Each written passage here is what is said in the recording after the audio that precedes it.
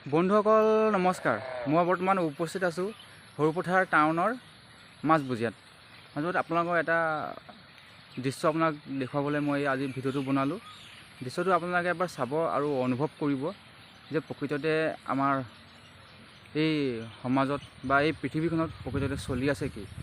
আমি জীৱ জন্তু চৰাই চিৰিকটিৰ প্ৰতি আমি বহুত নিষ্ঠুৰ হৈ পৰিছোঁ। আমি সিহঁতৰ কথা আমি অলপো নভবা হৈছোঁ। তেনেকুৱা এটাই সৰুপথাৰ চহৰৰ মাজবুজিয়াত এটা বৰ হৃদয় বিদাৰক ঘটনা হৈ আছে।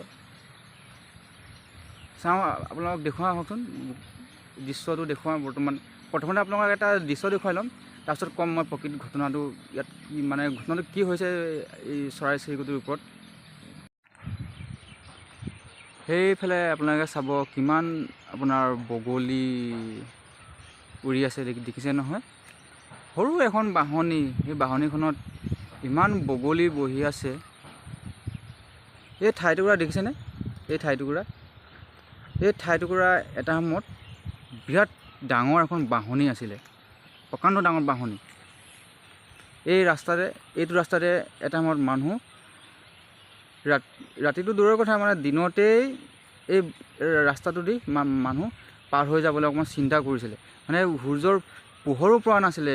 ইয়াত এখন ইমান ডাঙৰ বাহনি আছিলে। আহকচোন আপোনাক দেখুৱাওঁ।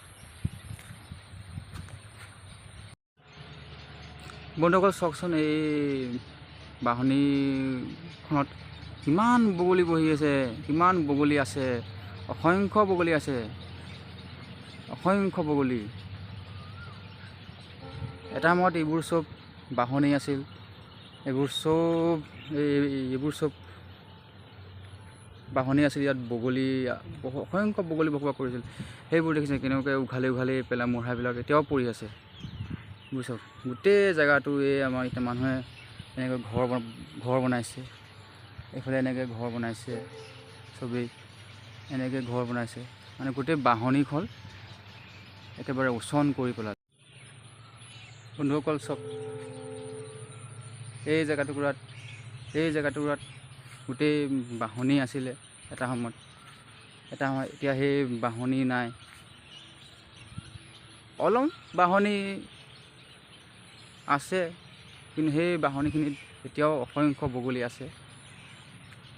হয়তো আৰু কিছুদিনৰ পিছত সেই বাহনিখনো উচন হ'ব, মানুহে কাটি পেলাই ঘৰ বনাব। তাৰপিছত সেই বগলীখিনি অৱস্থা একদম বেয়া হৈ পৰিব বন্ধুসকল। বগলীখিনি কিছুমান ভাবকচোন কি হ'ব, বগলীখিনি ক'লৈ যাব? আজিকালি বাহনিও নাই। চব ইমান ডাঙৰ এখন বাহনি মানুহে কাটি উচন কৰি দিলে। একচুৱেলি হৈছে কি, মানে এটা জীৱৰ ঘৰ ভাঙি এটা জীৱই ঘৰ বনাইছে। সেইটো কিমান দুখ লগা কথা। আচলতে এই চৰাই চিৰিকটিৰ প্ৰতি আচলতে আমিয়ে ভাবিব লাগিব। সিহঁতক ৰক্ষা আমিয়ে দিব লাগিব। যদি মানুহে সিহঁতৰ কথা, যিখিনি এতিয়া বগলী আছে সেইখিনি কথা যদি এতিয়া মানুহে যদি অকণমান চিন্তা চৰ্চা কৰে, বা থাককচোন এইখিনি বাহনিখন থাকক এনেকৈ। এটা সময়ত এইটো ৰাস্তাতে ইমানেই অসংখ্য বগলী আছিলে, এই ৰাস্তাতে মানে পাৰ হ'ব নোৱাৰি। তেনেকৈ কুকুৰা গঁৰাল,